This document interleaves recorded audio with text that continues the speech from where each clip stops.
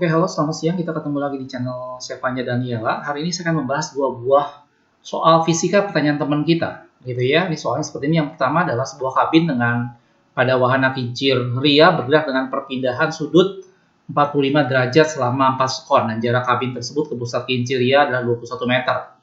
Ditanya sama dia adalah panjang lintasan yang telah ditempuh oleh kabin tersebut. Jadi ini masuk ke dalam gerak melingkar ya.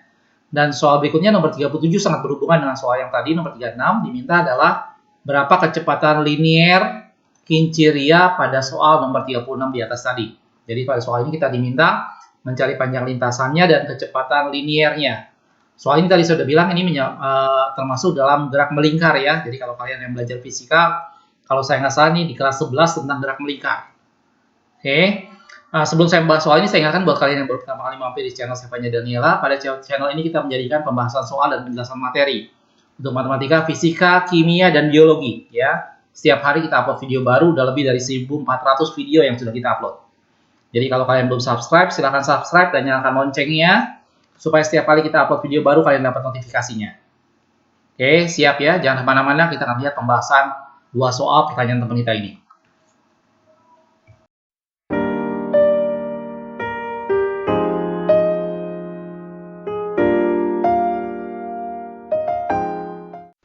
Oke, soal yang pertama ini adalah tentang yang tadi ya, dia kincir ria bergerak dengan perpindahan sudut 45 derajat. Ini berarti tetanya ya. Jadi teta adalah 45 derajat. Cuma sebenarnya kalian harus ingat bahwa pada gerak rotasi, biasanya sudut atau kecepatan sudut dan yang lainnya percepatan sudut kita pakai radian. Jadi nanti persoalannya sebenarnya kalian harus mengubah dari derajat ini menjadi radian. Prinsipnya itu sebenarnya yang paling penting di sini, gitu ya. Tapi nggak apa-apa, nanti kita coba breakdown pelan-pelan ya. Selama waktu 4 sekon, jadi T-nya 4 sekon. Ini adalah 4 sekon. Terus dia jarak kabin ke pusat kincir ria 21 meter. Jadi jari-jarinya ya. Jadi R-nya adalah 21 meter. Gitu. Sebenarnya yang diminta sama ini adalah panjang lintasan atau jarak linier. Atau ini adalah S biasa. Ini adalah jarak biasanya yang ditanyakan. Gitu ya. Nah, prinsipnya sebenarnya pada gerak melingkar, kamu harus ingat antara ini yang linier, sama ini yang rotasi. Jadi ini saya akan bandingkan antara yang linier dengan yang rotasi. Pada linier kita mengenal istilah jarak. Pada rotasi itu adalah perpindahan sudut atau theta. Terus kalau kecepatan pada linier kita kasih lambang V, ini kecepatan biasa. Pada rotasi itu kita pakai omega, kecepatan sudut. Ya, di bawahnya ada percepatan. Pada linier adalah lambangnya A. Pada rotasi lambangnya alfa, yaitu percepatan sudut. Gitu ya. Dari atas ke bawah sini, ini semua dibagi dengan waktu. Jadi misalnya V sama dengan S per T. Semuanya kalau ke bawah dibagi waktu. Ini juga sama. Kalau dia ke bawah dibagi waktu. Jadi omega sama dengan theta per T. Kalau ke bawah dia dibagi waktu. Nah kalau dia berpindah dari linier ke rotasi, dari kiri ke kanan, maka dia dibagi dengan jari-jari atau dia dikali dengan jari-jari dari kanan ke kiri ya, dari kiri ke kanan. Jadi kalau dari sini ke sini berarti omega sama dengan V per R atau V sama dengan omega kali R. Gitu ya. Jadi ini dibagi R ya. Jelas ya? Jadi dari atas ke bawah berhubungan dengan waktu, dari kiri ke kanan berhubungan dengan jari-jari. Gitu. Nah, sekarang kalau tadi saya sudah bilang di awal bahwa yang penting sebenarnya pada rotasi, semuanya ini kita bekerja dalam radian. Jadi kalau sudut berarti pakai radian, kalau kecepatan sudut berarti pakai radian per sekon, kalau percepatan sudut berarti radian per sekon kuadrat.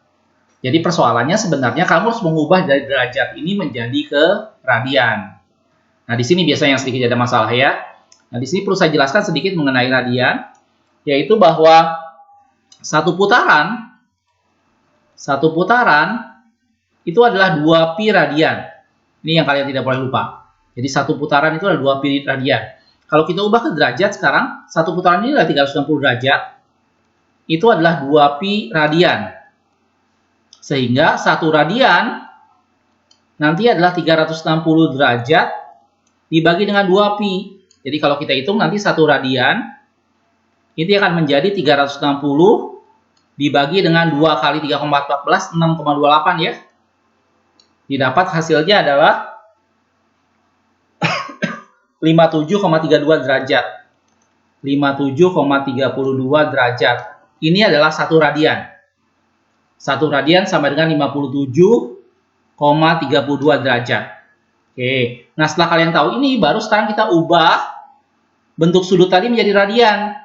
Gitu ya. Jadi yang ini tadi 45 derajat ya. Jadi tetanya kita ubah ke radian. Saya di sini dulu ya. Jadi tetanya sama dengan 45 derajat tadi.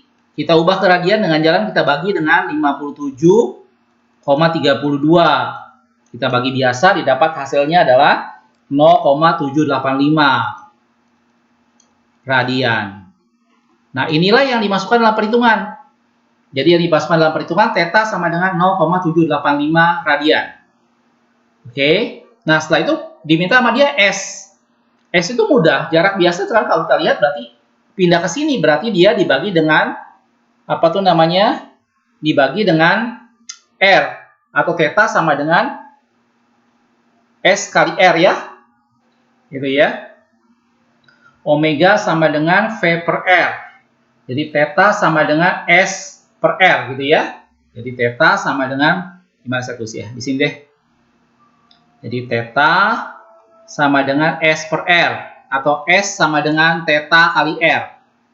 Gitu ya. Nah, kita tinggal masukkan tetanya tadi adalah ini 0,785. Sebentar, yang luas sebelah sini saya akan hapus dulu ya. Oke, ini saya sudah hapus. Jadi S sama dengan theta kali R ya. Satu di sini deh. Ini saya sudah kosong tempatnya. Jadi S sama dengan theta kali R. Jangan lupa tadi theta sudah kita ubah nilainya menjadi radian, yaitu 0,785. Jadi dia 0,785 radian dikali dengan R-nya tadi adalah jari-jari, dalam hal ini adalah 21 meter ya. Kali dengan 21 meter. Didapat nilai S-nya adalah 16,48 meter. 16,48 meter, atau kita bisa bulatkan menjadi 16,5 meter. Ini adalah jawabannya. Jadi kalau kita lihat dalam pilihannya itu adalah 16,5 meter atau B. Jadi sebenarnya inti yang paling penting kalian ingat untuk mengerjakan soal ini adalah kamu harus mengubah nilai derajat ini menjadi radian.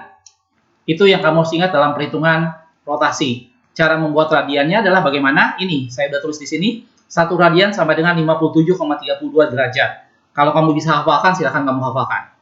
Itu sehingga 45 derajat tadi, kita ubah menjadi radian dengan jalan dibagi 57,32. Didapat hasilnya 0,785 radian. Inilah yang kita hitung. Gitu ya. Udah gitu tinggal kita kalikan dengan jari-jari. 0,785 kali jari-jarinya 21, didapatlah jarak lintasan dari kabin tadi. Jadi jawabannya adalah B. Bisa ya? Itu untuk soal yang nomor 36. Nah, lanjut dengan nomor 37, diminta adalah linier. Kalau kita sudah dapat S-nya, ini berarti kita sudah bekerja pada gerak pada bidang datar atau linier. Kita tidak usah lagi memikirkan masalah rotasinya. Jadi untuk yang nomor 37, ini bisa langsung V sama dengan S per T biasa. Gitu, karena ini kita sudah bekerja dalam linier. Gitu ya, jadi ini tinggal 16,5